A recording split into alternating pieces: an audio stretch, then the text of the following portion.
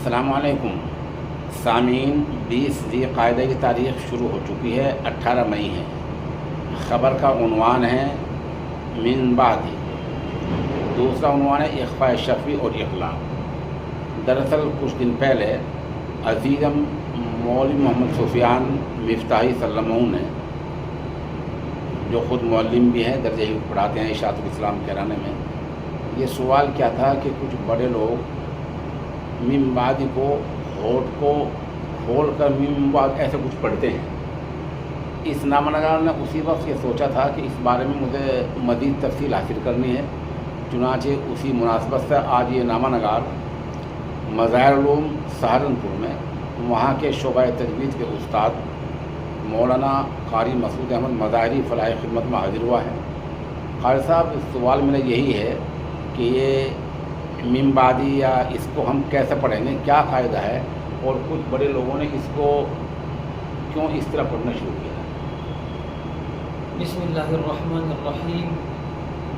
سب سے پہلے تو مبارکباد آپ کو بھی، آپ کے چینل کو بھی، کہ ایسے اہم مسائل کی جانب لوگوں کو متوجہ کرنے کے لیے اور ایک عام غلطی کی اصلاح کے لیے جو بہت زیادہ رائج ہو گئی ہے، اس کی اصلاح کے لیے آپ نے یہ وقت نکال کر یہ سلسلہ شروع کیا۔ تو اس سلسلے میں یہ بات سمجھ لینی ضروری ہے، ایک ہے میم ساکن کے بعد اگر با آتا ہے، جیسے یعتصم باللہ، جس کو تجوید کی اصطلاح میں، قراء کی اصطلاح میں اخفاء شفوی کہتے ہیں۔ اسی طریقے سے دوسری اصطلاح ہے اقلاب، یعنی نون ساکن یا تنوین کے بعد اگر با آ جائے تو اس وقت اس نون ساکن یا تنوین کو با میم سے بدل دیا جاتا ہے اور من بعدو کو من بعدو پڑھا جاتا ہے۔ موجودہ دور میں بڑی مشہور جگہوں سے، سوشل میڈیا کا بھی چونکہ زمانہ ہے، تو بہت سارے نئی نسل نوجوان جو قرآن کا ذوق و شوق رکھنے والے لوگ ہیں، وہ سوشل میڈیا پہ قراء کو سنتے ہیں اور سننے کے بعد نقل کرتے ہیں، اور وہ یہی سمجھتے ہیں کہ جس طریقے سے ہم نے ویڈیو میں دیکھا وہی اس کی صحیح ادا ہے، جبکہ جو ماہر قراء کرام ہیں، خصوصاً حضرت الاستاذ حضرت مولانا قاری محمد صدیق صاحب سانسرودی شیخ القراء دارالعلوم فلاح دارین تبکیسر، 2008 اور 2009 میں جب میں وہاں تعلیم حاصل کر رہا تھا، تو اس مسئلے کو بڑی وضاحت کے ساتھ بیان فرمایا، اور اس وقت بھی دارالعلوم مظاہر علوم، ندوۃ العلماء، دارالعلوم فلاح دارین تبکیسر کے جو قراء ہیں، پھر ان کا موقف وہی ہے کہ یہ لفظ کو، ان کلمات کو ہونٹوں کو کھولنے کے ساتھ ادا نہیں کیا جائے گا، جس کو انفراد شفتین کہتے ہیں۔ تو انفراد شفتین کے ساتھ یہ نہیں پڑھا جائے گا، یعنی انفراج شفقتین، ہاں، شفتین دونوں ہونٹ کو کھول کر رکھنا، کھول کر، جیسے یعتصم باللہ، تو اس کو پڑھتے ہیں یعتصم باللہ، ہونٹ کھلے ہوئے ہیں، یہ غلط ہے۔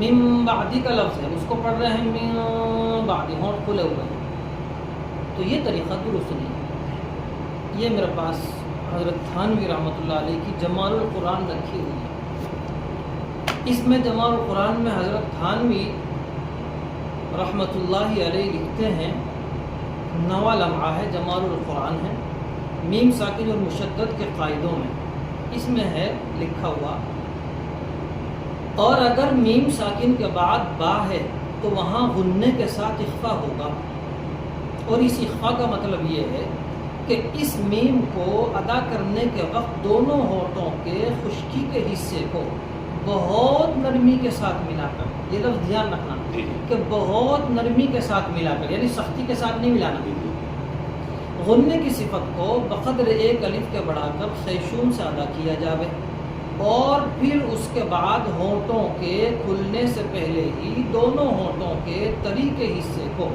سختی کے ساتھ ملا کر با کو ادا کیا جاوے، اس کو اخفاء شفوی کہتے ہیں۔ مثلا کتاب جہد المقل، عربی میں ایک کتاب ہے، اس کا حوالہ حضرت نے دیا ہے اور یہ اس طریقے سے پڑھا جاتا ہے۔ اب سامعین پہلا آپ یہ کتاب کا نام ہے حضرت تھانوی رحمۃ اللہ علیہ کی کتاب ہے، اور یہ اس میں حضرت یہ یہاں لکھا ہوا ہے جو قاعدہ قاری صاحب نے بتلایا ہے۔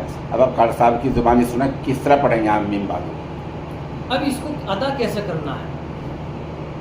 اس میں اس کو ادا کرنے کے 3 طریقے ہیں۔ نمبر 1، دونوں ہونٹوں کو کھول کر ادا کرنا، یعتصم باللہ، غلط طریقہ ہے۔ دوسرا، دونوں ہونٹوں کو بہت سختی کے ساتھ ملانا، یعتصم باللہ، یہ بھی طریقہ غلط ہے۔ تیسرا طریقہ کہ دونوں ہونٹوں کو انتہائی نرمی کے ساتھ ملانا، یعنی ہم آسان انداز میں اس کو کہتے ہیں بال برابر ملانا، یعتصم باللہ، اس طریقے سے اس کو ادا کیا جائے گا۔ غننے کی آواز مکمل خیشوم سے ادا کی جائے گی اور دونوں ہونٹوں کو نرمی کے ساتھ ملایا جائے گا۔ اسی طریقے سے اقلاب میم بعد، اس میں بھی 3 طرح کی ادائیگی ہے، 2 غلط ہیں۔ دونوں ہونٹوں کو کھول کر پڑھنا، من بعد، اسی طریقے سے مم بعد، سختی کے ساتھ ملانا، بالکل نہ ملانا، دونوں طریقے غلط ہیں۔ اور نرمی کے ساتھ ملانا، من بعد، یہ طریقہ درست ہے۔ اب سوال یہ ہوتا ہے کہ یہ طریقہ جو ہم خیشوم بولیں تو کہاں تک کیا مراد ہوتا ہے؟ خیشوم، ناک کی نرم ہڈی، اچھا، ناک کی جو نرم ہڈی ہے اسے خیشوم کہا جاتا ہے، وہاں تک غنہ ہونا ہے، وہاں سے غنہ ادا ہونا ہے۔ جو خیشوم نرم ہڈی ہے ناک کی، وہاں سے غنہ ہونا ہے۔ ہاں، وہی اس کا مخرج بھی ہے، غنہ کا مخرج بھی ہے۔ اس میں سوال یہ رہ گیا ہے کہ یہ پھر بیماری اور یہ خرابی کہاں سے پیدا ہوئی، کیا ہوا اس کے بعد؟ یہ خرابی جو پیدا ہوئی ہے، یہ میرے پاس کتاب ہے ہدایت القراء لوجوب اطباق الشفتین عند القلب والاخفاء۔ دکھا دیجیے قارئین کو، آج پڑھ رہے تھے قارئین، آپ اس کتاب کا نام پڑھیں پہلے، جی ہاں، دیکھیں کتنے قریب سے کھڑا۔ یہ المقری حمد اللہ حافظ الصفتی کی تالیف ہے، جو مصر کے رہنے والے ہیں، اور اس کا ترجمہ قاری سعید احمد صاحب جو پڑوسی ملک سے تعلق رکھتے ہیں، انہوں نے اس کا اردو میں ترجمہ کیا ہے۔ اس کتاب کے صفحہ نمبر 37 پر لکھا ہے کہ انفراد شفتین، یعنی ہونٹوں کو کھول کر ادا کرنے والے قول کی ابتدا اور سمجھیں یہ لفظ خان صاحب جو بول رہے ہیں آپ اسے انفراد دال سمجھ سمجھیں، یہ انفراج ہے، الف نون فا رے الف جیم، جی، انفراج شفتین، فرجہ، فرجہ۔ ہاں، اس میں لکھا ہے کہ ماہرین فن کا اس بات پر اتفاق ہے کہ اس قول کے اول قائل مصر کے شیخ علامہ عامر بن سعید بن عثمان ہیں۔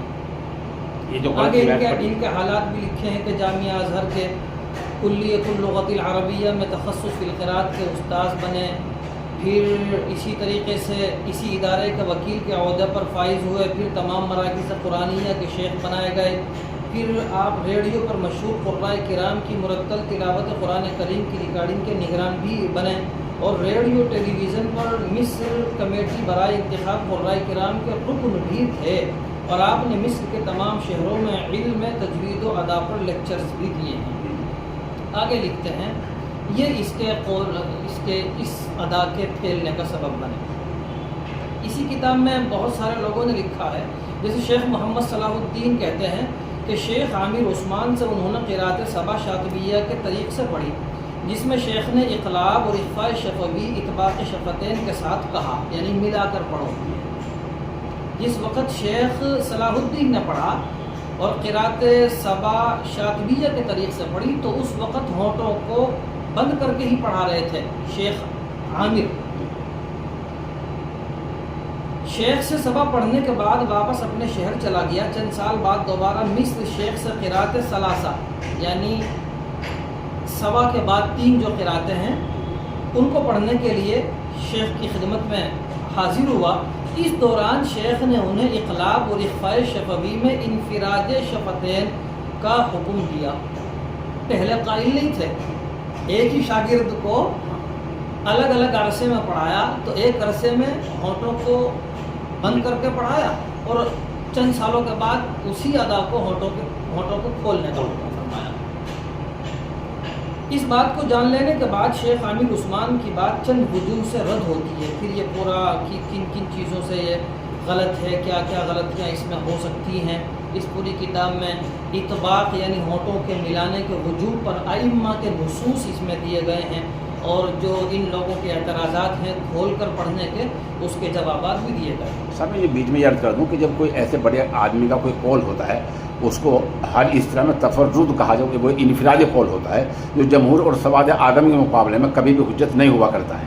جی، پھر اسی کتاب میں آگے لکھا ہے کہ وہ اس قول سے ان کا رجوع بھی ثابت ہے۔ اچھا ماشاءاللہ، آخر میں رجوع بھی ثابت ہے۔ یہاں ایک اعتراض یہ ہے کہ موجودہ دور کے جو قراء ہیں وہ تو ہونٹوں کو کھول کر ادا کر رہے ہیں، تو اس کا جواب بھی اسی کتاب میں دیا کہ مشہور قراء تو اس وقت موجودہ دور میں بھی انفراد شفتین کے ساتھ پڑھتے ہیں۔ اس کا جواب کہ شیخ عامر کے زمانے سے پہلے جتنی بھی ریکارڈنگ موجود ہے مصر میں، کمیٹی بننے سے پہلے تمام قراء اطباق کے ساتھ ہی پڑھتے ہیں۔ مثلا الشیخ محمد رفعت، الشیخ علی محمود، الشیخ شاشائی، الشیخ سیفی، ان کے علاوہ بھی بہت سے قراء کی جو مصر میں وہاں کی گورنمنٹ کے سسٹم میں جو قرأتیں ریکارڈ کی گئی ہیں وہ تمام کی تمام اطباق یعنی ہونٹوں کے ملنے کے ساتھ ہیں۔ شیخ عامر عثمان کے زمانے کے بعد جب انفراد شفتین کا قول نکلا اور اس کے ساتھ پڑھنے پر قراء کو مجبور کیا جانے لگا، اور وہ قاری جو اطباق کے ساتھ پڑھتا اس کی ریکارڈ شدہ تلاوت کو ختم کر دیا جاتا۔ الشیخ عبد الباسط نے یہ بات کہی ہے، اور وہ قراء جس کو دلیل بناتے ہیں ان کی ریکارڈنگ اطباق کے ساتھ ہے۔ الشیخ محمود علی البنا، ان کی ریکارڈنگ سورہ آل عمران اور سورہ یونس کی، وہ اطباق شفتین کے ساتھ ہیں۔ اسی طرح شیخ منشابی، ان کی سورہ نحل اور ترتیب کے ساتھ تمام قرأتیں اطباق کے ساتھ ہیں۔ اس کا علاوہ دیگر بھی قرأتیں اطباق کے ساتھ ہیں۔ یہ میرے پاس موجود ہے نہایت القول المفید، الشیخ محمد مکی کی ہے، عربی میں اور دیکھیے پوری کتاب عربی میں ہے۔ اس کتاب کے صفحہ نمبر 185 پر موجود ہے۔ وَلْيَحْتَرِزِ الْقَارِئُ عِنْدَ التَّلَفُّظِ بِهِ مِنْ كَسِّ الشَّفَتَيْنِ، یہ پورا اس کا وہ ہے۔ اس کا حوالہ ایک دوسری کتاب میں بھی موجود ہے۔ یہ ہمارے پاس ہے کمال الفرقان، جو حضرت تھانوی کی جمال القرآن کی شرح ہے۔ کمال الفرقان حضرت قاری طاہر صاحب رحیمی کی لکھی ہوئی ہے، اور اس میں انہوں نے لکھا ہے،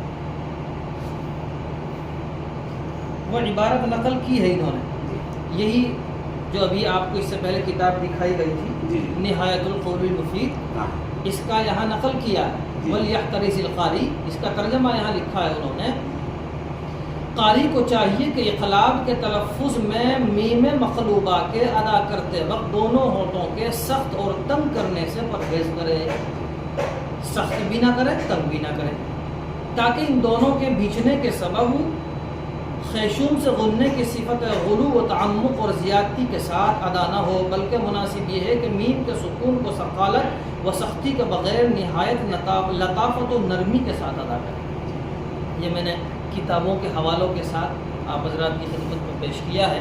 امید ہے کہ آئندہ یہ جو لوگ سوشل میڈیا کے زمانے کے اس دور میں موجودہ قراء کرام کی تلاوتوں کو سن کر جو لوگ اس سے غلط ادا کا خیال یا تصور کر بیٹھے ہیں، امید ہے انشاءاللہ آپ کے اس چینل کے ذریعے سے درست پیغام اور صحیح ادا جائے گی۔ اور آخر میں ایک بات پھر یہی کہ اقلاب ہو یا اخفاء شفوی ہو، ہونٹوں کو کھول کر ادا کرنا، یعتصم باللہ من بعد سمیع بصیر، ہونٹوں کو کھول کر ادا کرنا درست نہیں ہے، میں نے کتاب کی روشنی میں بتا دیا۔ اسی طریقے سے ہونٹوں کو سختی کے ساتھ ادا کرنا بھی درست نہیں ہے۔ آخری ایک قول بچ جاتا ہے کہ دونوں ہونٹوں کو انتہائی نرمی کے ساتھ ملا کر خیشوم سے بقدر ایک الف غنہ نکال کر غنہ بڑھا کر پڑھا جائے، اور اس کے بعد با کو سختی کے ساتھ ادا کیا جائے۔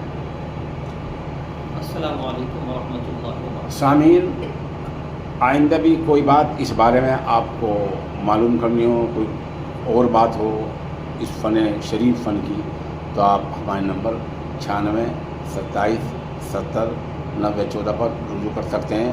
ہماری کوشش ہوگی کہ روز یا ہفتے میں تو نہیں، 15 دن میں ہم ایک بار قاری صاحب سے رابطہ کریں گے اور ایسے سوالات کا جواب دینے کی انشاءاللہ پوری کوشش کی جائے گی۔ واللہ عالم۔